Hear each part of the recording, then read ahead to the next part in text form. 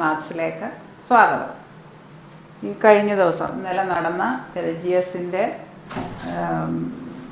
Maths and mental ability ചോദ്യങ്ങൾ വിശദമായി ചർച്ച ചെയ്ത് ക്ലാസ് എടുക്കാൻ ഉദ്ദേശിക്കുന്നു. നമുക്ക് ക്ലാസ്സിലേക്ക് കടക്കാം. ഇവിടെ ഈ സംഖ്യയെ 11 കൊണ്ട് ഹരിക്കുമ്പോൾ കിട്ടുന്ന ശിഷ്ടം എത്ര എന്നാണ് ചോദ്യം. അതായത് ഇതിലെ ഒന്നിടവിട്ട സംഖ്യകൾ കൂട്ടുക. 7, 5, 3, 5. അടുത്തതോ 6, 4, 2. 6, 4, 2. അവയുടെ തുകകൾ കാണുക. ഇവിടെ 20 വരും, ഇവിടെ 12 വരും. എന്നിട്ട് അവ തമ്മിലുള്ള വ്യത്യാസം കാണുക. 20-ൽ നിന്ന് 12 കുറയ്ക്കുക, അതായത് 8 കിട്ടും ഉത്തരം. ഇവിടെ ശിഷ്ടം എത്രയാണെന്ന് വരുന്നത്? ഈ 8ആണ് വരുന്നത്. വേറെ ഒരു വലിയ സംഖ്യ തന്നിട്ട് 11 കൊണ്ട് നിശേഷമായിരിക്കാൻ പറ്റുമോ എന്ന് ചോദിച്ചാൽ ഒന്നിടവിട്ടുള്ള സംഖ്യകൾ കൂട്ടി അതിൻ്റെ വ്യത്യാസം കണ്ടിട്ട് ആ വ്യത്യാസം കിട്ടുന്നത് 0, 11, 22, 33 ഏതായാലും അത് 11 കൊണ്ട് നിശേഷമായിരിക്കാൻ പറ്റുന്നതായിരിക്കും. ഇവിടെ ഒന്നിടവിട്ടുള്ള സംഖ്യകളുടെ തുക കണ്ടു, ആ തുകകൾ തമ്മിലുള്ള വ്യത്യാസം 7, 5, 3, 5 അത് 3 അതെല്ലാം കൂടെ കൂട്ടി. പിന്നെ 6, 4, 2 ഇതെല്ലാം കൂടെ കൂട്ടി 20ഉം 12ഉം കിട്ടി. അവ തമ്മിലുള്ള വ്യത്യാസം കണ്ടാൽ മതി. അതായത് 8ആണ് ഇവിടുത്തെ ഉത്തരം. ഓപ്ഷൻ സി ആണ് ഉത്തരം.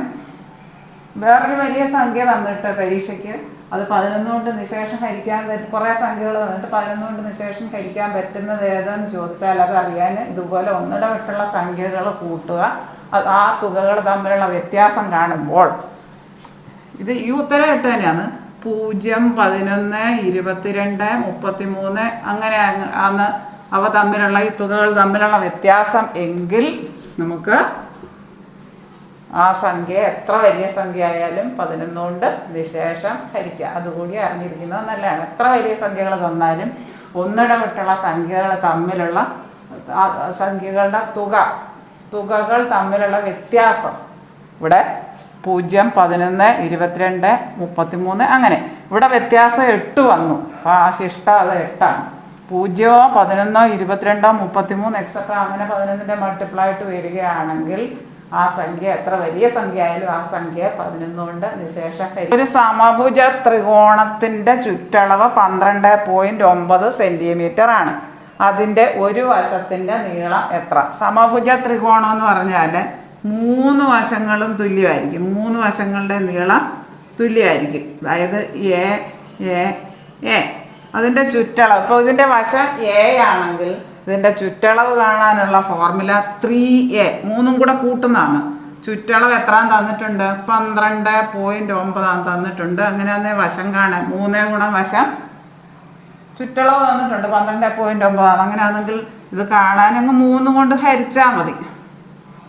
അതായത് 4, 12, 4.3 വരും. ഇതാണ് ഉത്തരം 4.3. ചുറ്റളവിൻ്റെ ഫോർമുല അറിഞ്ഞിരിക്കണം. 3 ഗുണം വശമാണ്. എ ആണെങ്കിൽ a + a + a 3 വശങ്ങളും തുല്യമായിട്ടുള്ള ത്രികോണത്തെയാണ് സമഭുജ ത്രികോണം എന്ന് പറയുക. അതിൻ്റെ 3 ഗുണം വശമാണ് ചുറ്റളവ്. അതായത് വശം കാണാൻ 3 കൊണ്ട് ഹരിക്കുക. 12.9/3 വെറുതെ അങ്ങ് ഡിവൈഡ് ചെയ്താൽ മതി. 4.3 കിട്ടും. 12ൽ 3 4 തവണ 0.9ൽ 3 3 9 4.3 കിട്ടും ഉത്തരം. കോഡിങ്ങിൻ്റെ ക്വസ്റ്റ്യനാണ്. ഭയങ്കര ഈസി ആയിട്ടുള്ള ക്വസ്റ്റ്യനാണ്. ചിലപ്പോഴും എക്ക് 1 ബിക്ക് 2 അങ്ങനെ വരുന്നത്. ഇവിടെ അങ്ങനെയല്ല.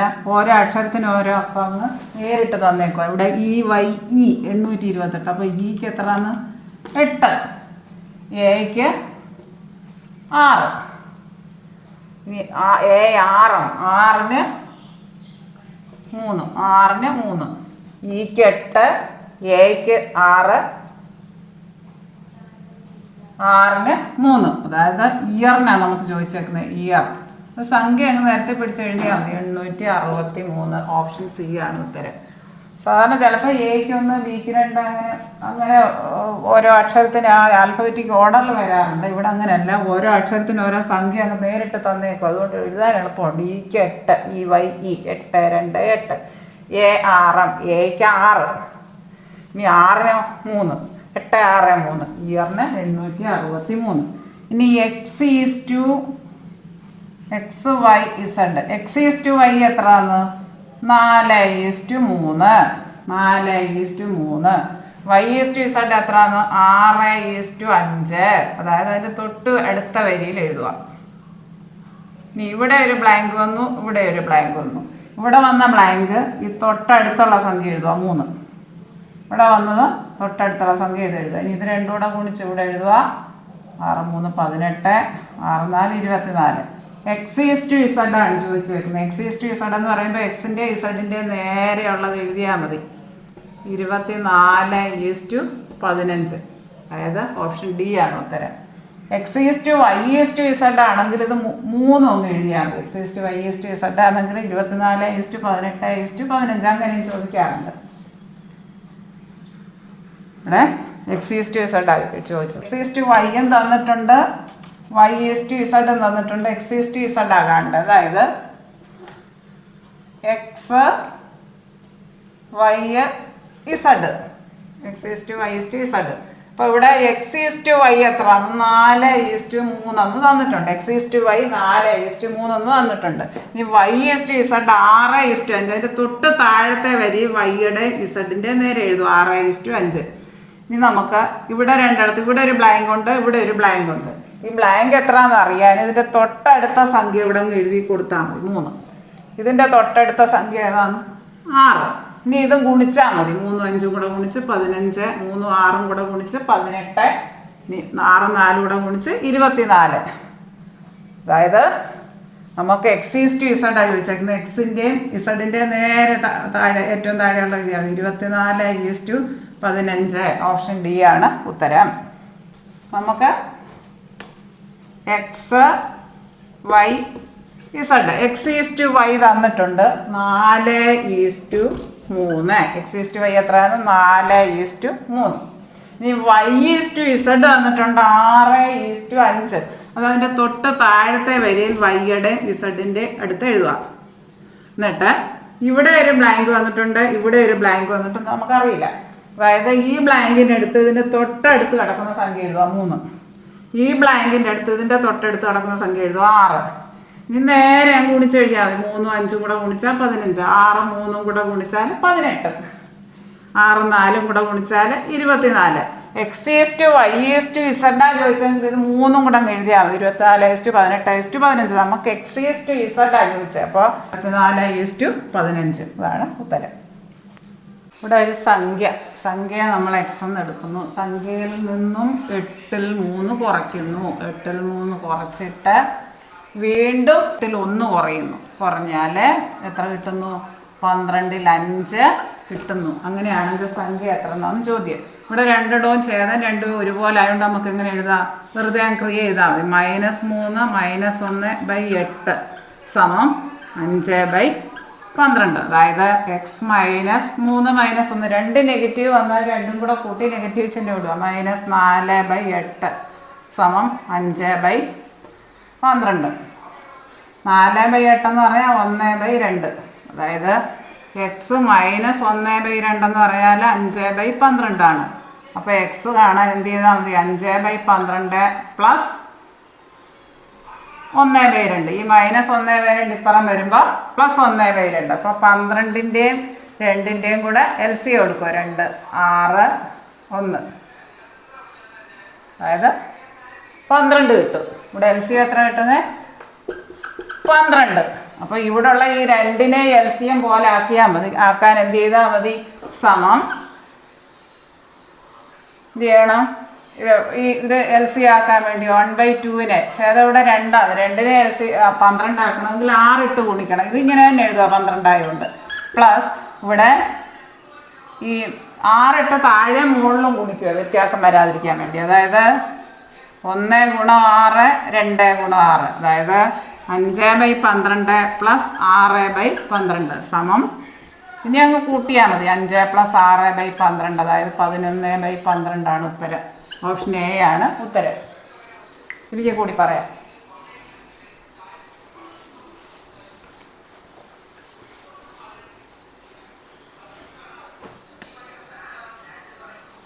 ഇവിടെ ഒരു സംഖ്യ നമ്മൾ x എന്ന് എടുക്കുന്നു. എക്സിൽ നിന്ന് 8ൽ 3 കുറയുന്നു. വീണ്ടും 8 കുറയുന്നു. കുറയുമ്പോൾ നമുക്ക് എത്ര കിട്ടുന്നു തന്നിട്ടുണ്ട്? 12-ൽ 5 കിട്ടുന്നു. അപ്പോൾ ഇവിടെ ഛേദം രണ്ടും ഒരുപോലെ ആയതുകൊണ്ട് നമുക്ക് വെറുതെ ക്രിയ ചെയ്യാം. അതായത് പിന്നെ ഇവിടെ എന്താ ഉള്ളത്? -3 -1 -3 -1/8 5/12. രണ്ട് നെഗറ്റീവ് സംഖ്യകൾ ക്രിയ ചെയ്യാൻ വന്നാൽ രണ്ടും കൂടെ കൂട്ടി നെഗറ്റീവ് സൈൻ കൊടുക്കും. അതായത് എക്സ് -3 -1 പറയാം 3 ഒന്നുകൂടെ കൂട്ടി നെഗറ്റീവ് -4/8 5/12.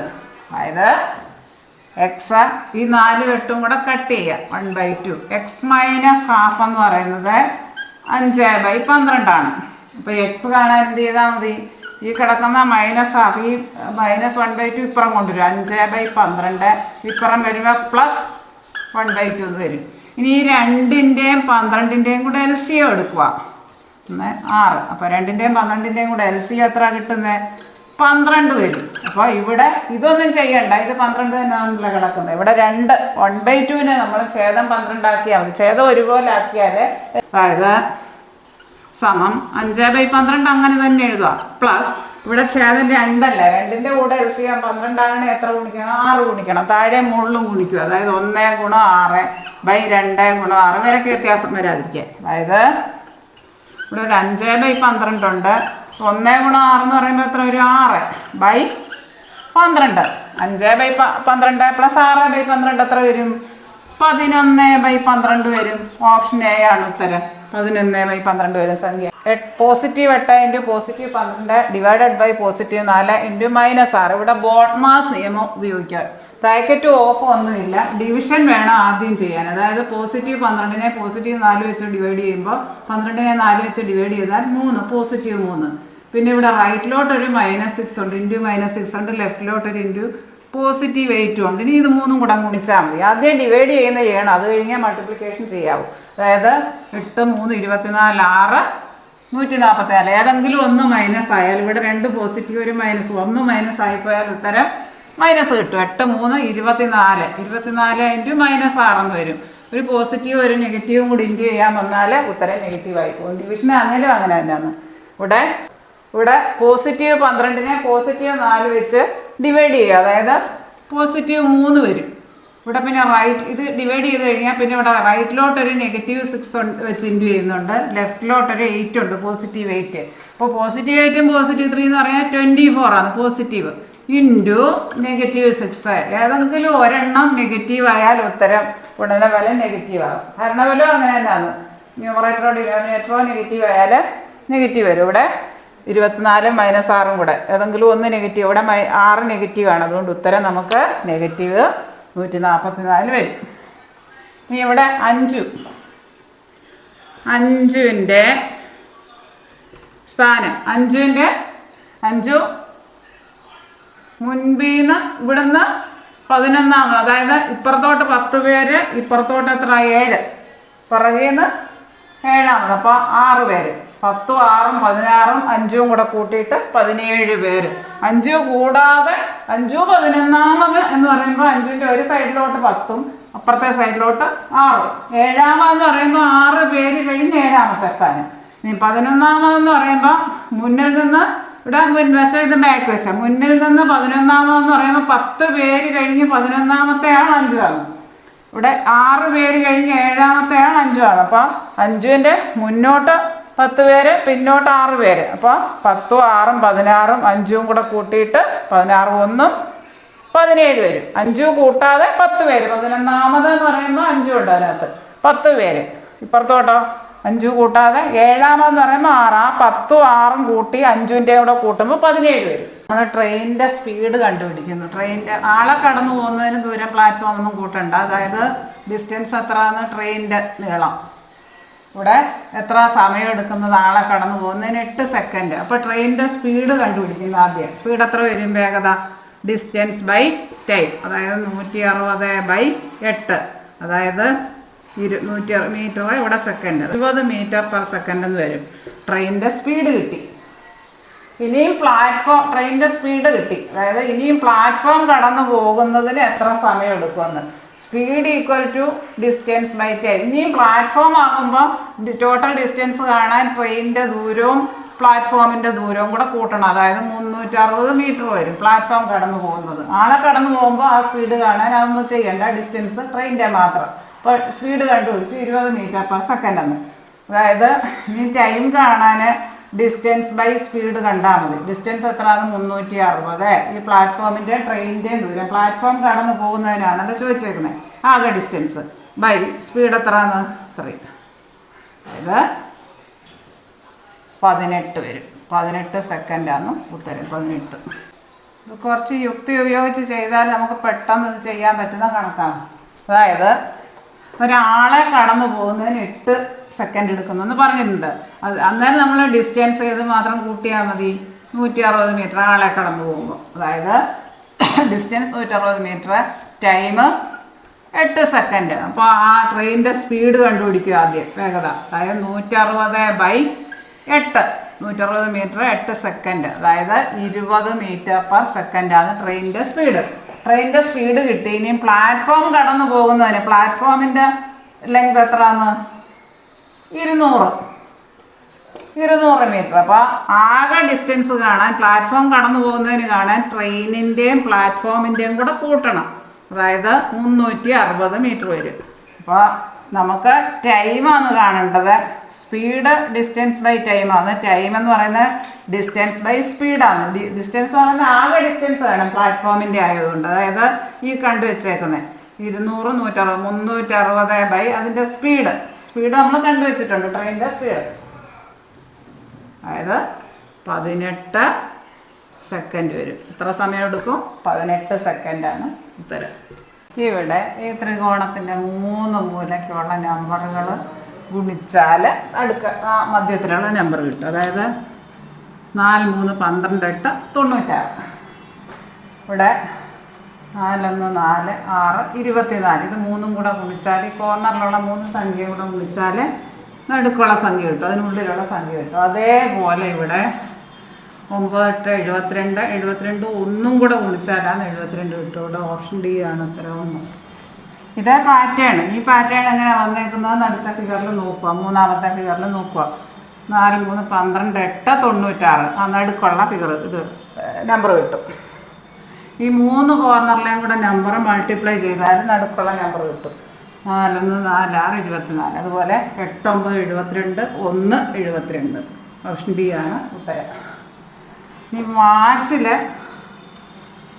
12 മണി, ക്ലോക്കിൽ 12:15 ആകണമെങ്കിൽ എത്ര സെക്കൻഡ് കഴിയണം എന്നാണ് ചോദിച്ചേക്കുന്നത്. 12ഉം 12, 15 തമ്മിൽ 15 മിനിറ്റിൻ്റെ വ്യത്യാസമാണ്. 1 മിനിറ്റ് എന്ന് പറയുന്നത് 60 സെക്കൻഡാണ്. 1 മിനിറ്റ് 60 സെക്കൻഡ്. അങ്ങനെയാണ് 15 മിനിറ്റ് എന്ന് പറയുന്നത് 15 × 60, അതായത് 900 സെക്കൻഡ് വരും. ഓപ്ഷൻ സി ആണ് ഉത്തരം, 900 സെക്കൻഡ്. ഇവിടെ 12 മണി, വാച്ചിൽ 12 മണി, ക്ലോക്കിൽ 12:15 ആകുമ്പോൾ എത്ര സെക്കൻഡ് കഴിയണമെന്നാണ് ചോദിച്ചേക്കുന്നത്. അതായത് 12 മണിയും 12:15 തമ്മിലുള്ള വ്യത്യാസം 15 മിനിറ്റാണ്. 1 മിനിറ്റ് എന്ന് പറയുന്നത് 60 സെക്കൻഡ്. അതായത് 15 മിനിറ്റ് ഇവിടുത്തെ വ്യത്യാസം. 12 മണിയും 12:15 തമ്മിൽ 15 മിനിറ്റ് എന്ന് പറയുന്നത് 15 × 60. 1 മിനിറ്റ് 60 സെക്കൻഡാണ്. 15 മിനിറ്റ് 15 × 60 സെക്കൻഡ്, അതായത് 900 സെക്കൻഡ്. ഇനി 1 മണിക്കൂർ 60 മിനിറ്റ്, 1 മിനിറ്റ് 60 സെക്കൻഡ്, 1 മണിക്കൂർ 60 മിനിറ്റ് എന്ന് പറഞ്ഞാൽ 3600 സെക്കൻഡ് വരും. 3600 സെക്കൻഡ് വരും. അതൊക്കെ ഓർത്തിരുന്നാൽ മതി. അതുപോലുള്ള ചോദ്യങ്ങൾ വരുമ്പോൾ നമുക്ക് ചെയ്യാൻ സാധിക്കും. 12ഉം 12:15 തമ്മിൽ 15 മിനിറ്റിൻ്റെ വ്യത്യാസം. 1 മിനിറ്റ് 60 സെക്കൻഡ്. അങ്ങനെയാണെങ്കിൽ 15 മിനിറ്റ് 15 × 60, 900 സെക്കൻഡ്. ഓപ്ഷൻ സി ആണ് ഉത്തരം. ചതുരങ്ങളുടെ നീളങ്ങൾ എന്തൊക്കെയാണെന്ന് പറഞ്ഞിട്ടുണ്ട്. L1, L2. ആദ്യത്തേത് 12 സെൻറ്റിമീറ്റർ നീളവും രണ്ടാമത്തേതിന് 10 സെൻറ്റിമീറ്റർ നീളവും. ആദ്യത്തെ ചതുരത്തിൻ്റെ വീതി B1 എന്നെടുക്കുന്നു, അത് 6 സെൻറ്റിമീറ്റർ. ഇത് വീതി. രണ്ടാമത്തേതിൻ്റെ വീതി 8 സെൻറ്റിമീറ്റർ തന്നിട്ടുണ്ട്. നീളങ്ങൾ 12 സെൻറ്റിമീറ്റർ, 10 സെൻറ്റിമീറ്റർ. വീതി 6 സെൻറ്റിമീറ്റർ, 8 സെൻറ്റിമീറ്റർ തന്നിട്ടുണ്ട്. 2 ചതുരങ്ങൾ. അതായത് അതിൻ്റെ പരപ്പളവ് എന്ന് പറയുന്നത് വിസ്തീർണമാണ്. നീളം × വീതി. ആദ്യത്തേതിൻ്റെ വിസ്തീർണം L1, B1. അതായത് 12 ഗുണം L1 12 B1 12 ഗുണം 6 72. ഇനി രണ്ടാമത്തേൻ്റെ വിസ്തീർണം A2 L2 ഗുണം B2. L2 എത്രയാണ്? 10 ഗുണം 8 അതായത് 80 വരും. ഇനി ഇവ തമ്മിലുള്ള അംശബന്ധം, പരപ്പളവുകൾ തമ്മിലുള്ള അംശബന്ധം എന്ന് പറയുന്നത് A1:A2 ആണ്. അതായത് 72 അംശബന്ധം 80. അപ്പം ഇട്ട് വെച്ച് ഷോർട്ടാക്കാം, കട്ട് ചെയ്യാം. 9 8 10 80, അതായത് 9:10. അത് കട്ട് ചെയ്ത് കഴിയുമ്പോൾ നമുക്ക് എത്ര കിട്ടും? 9:10 എന്ന അംശബന്ധത്തിൽ. ഒരിക്കൽ കൂടി പറയാം. ഈ ചതുരങ്ങളുടെ നീളങ്ങൾ 12ഉം 10ഉമാണ് തന്നിട്ടുണ്ട്. അതായത് L1 ആദ്യത്തെ ചതുരത്തിൻ്റെ നീളം L1, മറ്റേത് L2. അത് മനസ്സിൽ കണ്ടാൽ മതി. ഇതിൻ്റെ നീളം ഗുണം വീതി, നീളം ഗുണം വീതി. അപ്പോൾ 12 10, അതായത് നീളങ്ങൾ. വീതി B1 B2 6ഉം 8ഉം. അപ്പോൾ വിസ്തീർണം കാണാൻ, ചതുരത്തിൻ്റെ വിസ്തീർണം കാണാൻ ലെങ്ത് ഇൻറ്റു ബ്രെഡ്ത്ത്, നീളം ഗുണം വീതി. ആദ്യത്തെ ചതുരത്തിൻ്റെ എന്ന് പറഞ്ഞാൽ 12 ഗുണം 6, അതായത് 72. A2 സമം L2 ഇൻറ്റു B2, അതായത് 10 ഗുണം 8 സമം 80. ഇനി ഇവ തമ്മിലുള്ള അംശബന്ധമാണ് ചോദിച്ചേക്കുന്നത്. A1:A2. അത് മനസ്സിലാക്കി കണക്കൂട്ടി എഴുതാം. 72:80 എന്ന് പറഞ്ഞാൽ 8 വെച്ച് കട്ട് ചെയ്യുക. 9 8 10 80, അതായത് 9:10 ആണ് പരപ്പളവുകൾ തമ്മിലുള്ള അംശബന്ധം. സ്മാളസ്റ്റ് ആക്കി എഴുതണം, എപ്പോഴും സിംപ്ലസ്റ്റ് ഫോമിൽ എഴുതണം അംശബന്ധം. ഏജ് പ്രോബ്ലമാണ്. അബുവിൻ്റെ ഇപ്പോഴത്തെ പ്രായം മകൻ്റെ പ്രായത്തിൻ്റെ 4 മടങ്ങാണ് തന്നിട്ടുണ്ട്. 4 വർഷം മുമ്പ് അത് മകൻ്റെ പ്രായത്തിൻ്റെ 7 മടങ്ങായിരുന്നു. അങ്ങനെയാണെങ്കിൽ അബുവിൻ്റെ ഇപ്പോഴത്തെ പ്രായമാണ് ചോദിച്ചേക്കുന്നത്. അതായത് ഏതുമായിട്ട് ബന്ധപ്പെടുത്തി പറയുന്നു അതിന് X എന്ന് കൊടുക്കുന്നു. അപ്പോൾ അബുവിൻ്റെ പ്രായം എത്രയാണ്? 4 മടങ്ങാണ്. അതുകൊണ്ട് 4x. 4 വർഷം മുമ്പാണെങ്കിലോ 4 വയസ്സ് കുറവാണല്ലോ. X-4. അബുവിൻ്റെ മകൻ്റെ പ്രായം 4 വയസ്സ് കുറയും. X 4 കുറയും. അബുവിൻ്റെ പ്രായം 4 കുറയും. 4 വർഷത്തിന് ശേഷമാണ് പറയുന്നത്. അത് കൂട്ടിയാൽ മതി. ഇവിടെ മുൻപാണ് പറഞ്ഞേക്കുന്നത്. അതായത് ഏതുമായിട്ട് ബന്ധപ്പെടുത്തി പറയുന്നു അതിന് X എന്ന് കൊടുക്കുക. മകൻ്റെ പ്രായമായിട്ട് ബന്ധപ്പെടുത്തി പറഞ്ഞുകൊണ്ട് X കൊടുക്കുക. അബുവിൻ്റെ പ്രായം 4x. 4 വർഷം മുൻപാകുമ്പോൾ മകൻ്റെ പ്രായം X-4, അബുവിൻ്റെ പ്രായം 4x-4. ഈ 4 വർഷത്തിന് മുമ്പ് ഒരു ബന്ധം തന്നിട്ടുണ്ട്. എന്താ തന്നേക്കുന്നത്? മകൻ്റെ പ്രായത്തിൻ്റെ 7 മടങ്ങാണ് അബുവിൻ്റെ പ്രായം. മകൻ്റെ പ്രായത്തിൻ്റെ 7 മടങ്ങായിരുന്നു അബുവിൻ്റെ പ്രായം. അതായത് മകൻ്റെ പ്രായം എത്രയാണ്? 7 ഇൻറ്റു X-4, 4 വർഷത്തിന് മുമ്പുള്ളത് സമം അബുവിൻ്റെ പ്രായം 4x-4. ഇനി ഇത് 7 അകത്തോട്ട് എഴുതി ഗുണിക്കുക. 7x-28 സമം 4x-4. 7x ഈ x ഇപ്പുറം കൊണ്ടുവരിക. 7x-4x സമം -4 ഇപ്പുറം വരുമ്പോൾ +28. അതായത് 7x 4x പോകെ 3x. 3x സമം 2 വ്യത്യസ്ത ചിഹ്നങ്ങൾ ക്രിയേറ്റ് ചെയ്യാൻ വന്നാൽ -4 +28. അത് വലുതിൽ നിന്ന് ചെറുത് കുറയ്ക്കുക, വലിയ സംഖ്യയുടെ ചിഹ്നം കൊടുക്കുക. 28 4 പോകെ 24. അത് വലുതിൻ്റെ ചിഹ്നം പോസിറ്റീവായിട്ട് കൊടുക്കണമെന്നില്ല. 3x 24 ആയാൽ എക്സിൻ്റെ വില 24നെ 3 കൊണ്ട് ഹരിക്കും. അതായത് 8 കിട്ടും. നമുക്ക് മകൻ്റെ പ്രായമാണ് 8. അപ്പോൾ 4x. അബുവിൻ്റെ പ്രായം എന്ന് പറയാൻ 4 ഗുണം 8 32 വരും. ഓപ്ഷൻ ബി ആണ് ഉത്തരം. ഏജ് പ്രോബ്ലത്തിൽ ആരുടെ പ്രായവുമായിട്ട് ബന്ധപ്പെടുത്തി പറയുന്നു അതിന് നമ്മൾ X എന്ന് കൊടുക്കുന്നു. അപ്പോൾ അബുവിൻ്റെ പ്രായം 4x, 4 മടങ്ങായുണ്ട്. 4 വർഷത്തിന് മുൻപോ? 4 വർഷത്തിന് മുൻപ് രണ്ടുപേരുടെയും പ്രായം 4 വീതം കുറയുന്നു. അപ്പം 4 വർഷത്തിന് മുമ്പ് ഒരു ബന്ധം തന്നിട്ടുണ്ട്. മകൻ്റെ പ്രായത്തിൻ്റെ 7 മടങ്ങെന്ന് പറയുന്നത് അബുവിൻ്റെ പ്രായം തന്നിട്ടുണ്ട്. അതായത് 7 മകൻ്റെ പ്രായം എത്ര? 4 വർഷം മുമ്പ്. X-4 എന്ന് പറയുന്നത് അബുവിൻ്റെ പ്രായമാണ്. അതായത് 4x-4. 4 വർഷത്തിന് മുമ്പുള്ള ബന്ധമാണ് പറഞ്ഞത്. 4 വർഷത്തിന് മുമ്പ് മകൻ എത്ര പ്രായം? X-4. അബുവിന് എത്ര പ്രായം? 4x-4. X മകൻ്റെ പ്രായമായിട്ട് ബന്ധപ്പെടുത്തി പറഞ്ഞേക്കുന്നതുകൊണ്ട് അത് X. അപ്പോൾ അബുവിൻ്റെ പ്രായം 4 മടങ്ങാൻ തന്നിട്ടുണ്ട്. ഇപ്പോഴത്തെ പ്രായം 4 വർഷത്തിന് മുമ്പ് മകൻ്റെ പ്രായം X എന്നുള്ള X-4. 4 കുറവാണല്ലോ. അബുവിൻ്റെ പ്രായം 4x-4. 4 വർഷത്തിന് മുമ്പ് ഒരു ബന്ധം തന്നിട്ടുണ്ട്. അതായത് മകൻ്റെ പ്രായത്തിൻ്റെ 7 മടങ്ങാണ് അബുവിൻ്റെ പ്രായം. 7 ഇൻറ്റു സൺസ് ഏജ് എന്ന് പറയുന്നത് അബുവിൻ്റെ പ്രായം. അതായത് 7 ഇൻറ്റു 4 വർഷത്തിന് മുമ്പ് മകൻ്റെ പ്രായം എത്രയാണ്? x - 4 സമം 4x - 4. ഇനി 7 ഇട്ട് ഗുണിക്കണം.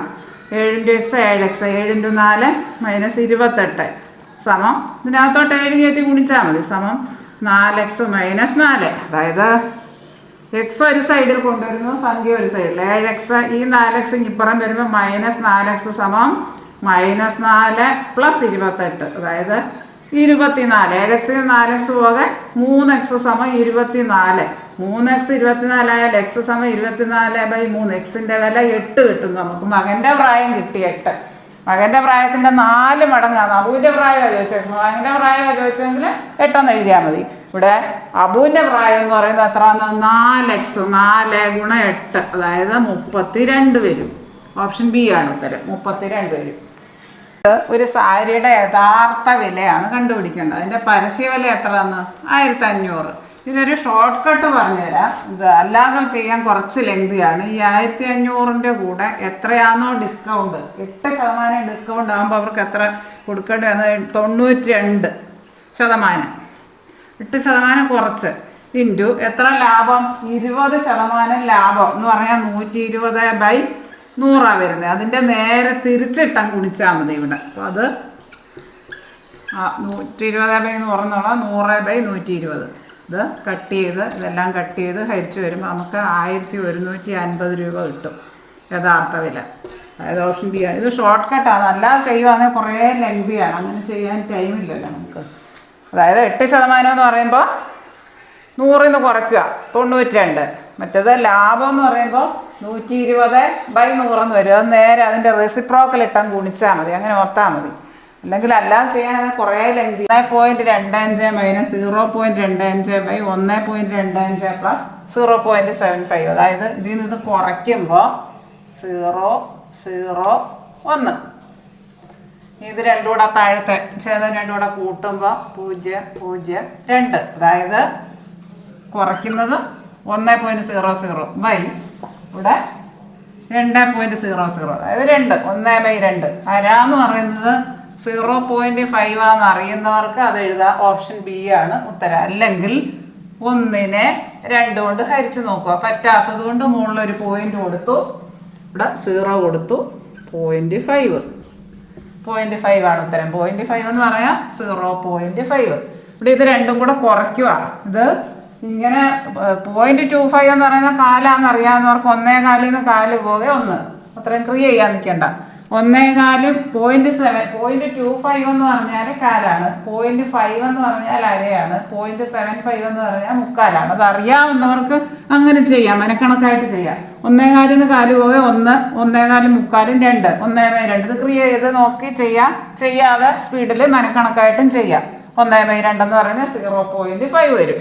ഇവിടെ ഈ ശ്രേണിയിലെ ഇത് പൂരിപ്പിക്കുക. വിട്ടുപോയ പദം പൂരിപ്പിക്കുക. ഇവിടെ നമുക്ക് നോക്കാം. 9 2 11, 11 4 15. ഇവിടെ നമുക്ക് എഴുതി നോക്കാം. 15ഉം 6ഉം ഇവിടെ വരുന്ന 6ഉം എത്ര വരും? 21. 21ഉം 8ഉം 29, 29ഉം 10. അങ്ങനെയാണ് ശ്രേണി വന്നേക്കുന്നത്. അതായത് 2 9 2 11 14 15 15ഉം 6ഉം 21 വരും ഉത്തരം. 21. അതായത് +4 +2 2 കൂട്ടി 4 കൂട്ടി 6 കൂട്ടി 8 കൂട്ടി 10 കൂട്ടി. ആ ശ്രേണി അങ്ങനെയാണ് പോയേക്കുന്നത്. അതുകൊണ്ട് 21 വരും ഉത്തരം. 2 കൂട്ടി 4 കൂട്ടി 6 കൂട്ടി 8 കൂട്ടി 10 കൂട്ടി.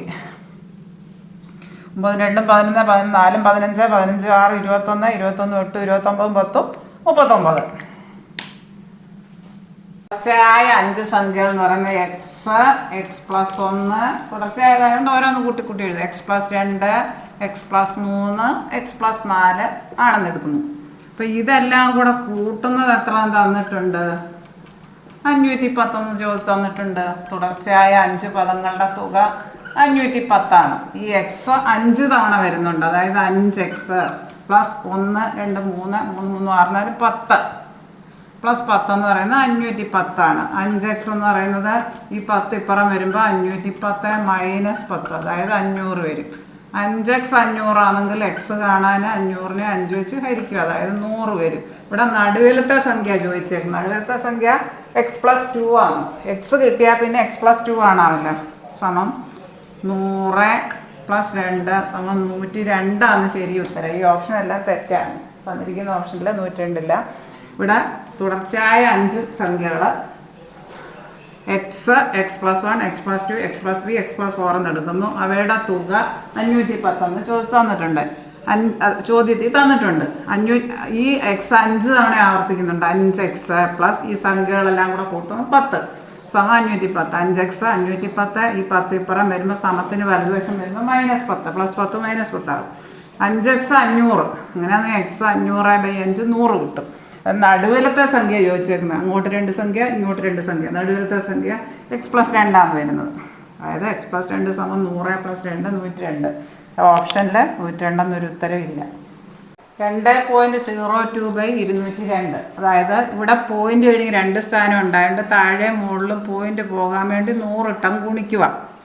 202 × 100. അതായത് ഇവിടെ മുകളിലത്തെ പോയിന്റ് അങ്ങ് പോകും. താഴെ ഒരു 202 × 100 ഉണ്ട്. അതായത് രണ്ടും വെട്ടിയിട്ട് ഇവിടെ 1/100 എന്ന് വരും. 1/100 ആകുമ്പോൾ 1 ഇട്ടിട്ട് 2 സ്ഥാനം വേണം പോയിന്റ് കഴിഞ്ഞിട്ട് 100 ആകുമ്പോൾ. അപ്പോൾ 1 ഉള്ളത് കൊണ്ട് ഒരു സ്ഥാനത്തിന് 0 കൊടുത്തു. 0.01. 0.01 എന്ന് പറഞ്ഞാൽ 0.010 ആണ് ഉത്തരം. Option B. 1 കഴിഞ്ഞിട്ട് പിന്നെ 0 എത്ര വന്നാലും വിലയ്ക്ക് മാറ്റം വരുത്തില്ല. അതായത് താഴെ മുകളിൽ 100 ഇട്ട് ഇൻറ്റു ചെയ്യുക. അപ്പോൾ 202 പോയിന്റ് അങ്ങ് പോകാൻ വേണ്ടി പോയിന്റ് കഴിഞ്ഞ് എത്ര സ്ഥാനം ഉണ്ടോ അത്രയും 0. അതായത് പോയിന്റ് കഴിഞ്ഞ് 3 സ്ഥാനം വന്നാൽ 1000 ഇട്ട് ഇൻറ്റു ചെയ്യുക. 100 ഇട്ട് ഇൻറ്റു ചെയ്യുമ്പോൾ ഇത് പോയിന്റ് അങ്ങ് പോയി. 202/202 × 100. ഇത് രണ്ടും കട്ട് ചെയ്യുമ്പോൾ 1 കിട്ടും. 1/100. 1/100 എന്ന് പറഞ്ഞാൽ 2 സ്ഥാനം വേണം പോയിന്റ്. 100 കൊണ്ട് കഴിക്കുമ്പോൾ 2 സ്ഥാനം ഇടത്തോട്ട് മാറ്റി കുത്തുണ്ട്. ഇവിടെ ഒരു സ്ഥാനമേ ഉള്ളൂ, 1 ഉള്ളൂ. ഒരു 0 കൂടെ കൊടുത്തു. 0.01. വെറും 0.01 എന്ന് പറഞ്ഞാൽ 0.01. അതിൻ്റെ കൂടെ ഒരു 0 ഇട്ടാലും വിലയ്ക്ക് വ്യത്യാസമൊന്നും വരുത്തില്ല. ഇവിടെ സംഖ്യ കഴിഞ്ഞ് എത്ര 0 വന്നാലും വില സെയിമാണ്. ഇനി ഇതിൻ്റെ വർഗ്ഗമൂലം എത്ര ആണെന്നാണ് ചോദിച്ചേക്കുന്നത്. 2 × 5 × 7 × 4 × 2 × 5 × 7. അതായത് ഇത് ഒരുപോലുള്ളതെല്ലാം അങ്ങ് 2 സ്ക്വയർ എഴുതാം. ഇത് 2 എത്ര തവണ വന്നു? 2 സ്ക്വയർ. 7 എത്ര തവണ വന്നു? 2 7 സ്ക്വയർ. പിന്നെ 5 എത്ര തവണ വന്നു? 5 സ്ക്വയർ. പിന്നെ എന്തുവാ ഉള്ളത്? ഇവിടെ 2 7 5. പിന്നെ ഒരു 4 ഉണ്ട്. 4 നമുക്ക് 2 സ്ക്വയർ എന്ന് എഴുതാം. എന്തൊരു ഉത്തരം? ഒരു 2 സ്ക്വയറിന് ഒരു 2 എടുക്കുക. സ്ക്വയറിന് റൂട്ടിങ് വെളിയിൽ എടുക്കുമ്പോൾ സ്ക്വയർ അങ്ങ് പോകും. സ്ക്വയറും സ്ക്വയർ റൂട്ടും കൂടെ ക്യാൻസൽ ആകും. 2 ഗുണം പിന്നെ സ്ക്വയർ ഇല്ലാതെ അങ്ങ് എടുത്താൽ മതി. 2 ഗുണം 7 ഗുണം 5 ഗുണം 2. അതായത് 140 വരും ഉത്തരം. 140. ഓപ്ഷൻ എ ആണ് ഉത്തരം. അപ്പോൾ ഇതിൻ്റെ വർഗ്ഗമൂലമാണ് ചോദിച്ചേക്കുന്നത്. അപ്പോൾ ഈ 2 തവണ വന്നതിനെല്ലാം നമുക്ക് സ്ക്വയർ ഇടാം. 2 ഗുണം 2 2 സ്ക്വയർ. 7 ഗുണം 7 7 സ്ക്വയർ. 5 ഗുണം 5 5 സ്ക്വയർ. പിന്നെ ഒരു 4 ഉള്ളത്. 4 നമുക്ക് 2 സ്ക്വയർ എന്ന് എഴുതാം. ഇതിൻ്റെ വർഗ്ഗമൂലം എന്ന് പറഞ്ഞാൽ ഈ സ്ക്വയർ ഇല്ലാതെ എഴുതിയാൽ മതി. 2 സ്ക്വയറിൻ്റെ റൂട്ട് 2. 7 സ്ക്വയറിൻ്റെ റൂട്ട് 7. 5 സ്ക്വയറിൻ്റെ റൂട്ട് 5. 2 സ്ക്വയറിൻ്റെ റൂട്ട് 2. ഇങ്ങനെ 140 ഓപ്ഷൻ എ ആണ് ഉത്തരം. ഇത്രയും കാര്യങ്ങൾ നിങ്ങൾക്ക് നല്ലതുപോലെ മനസ്സിലായി എന്ന് ഞാൻ വിശ്വസിക്കുന്നു. നിങ്ങൾക്ക് ഈ വീഡിയോ ഇഷ്ടമായെങ്കിൽ നിങ്ങളുടെ എല്ലാ കൂട്ടുകാരിലേക്കും എത്തിക്കുക. ലൈക്ക് ചെയ്യുക, ഷെയർ ചെയ്യുക, സബ്സ്ക്രൈബ് ചെയ്യുക. താഴെ കാണുന്ന ബെല്ലൈക്കൺ എനേബിൾ ചെയ്താൽ ഞാനിടുന്ന വീഡിയോസിൻ്റെ എല്ലാ നോട്ടിഫിക്കേഷൻസും നിങ്ങൾക്ക് ലഭിക്കുന്നതാണ്. താങ്ക്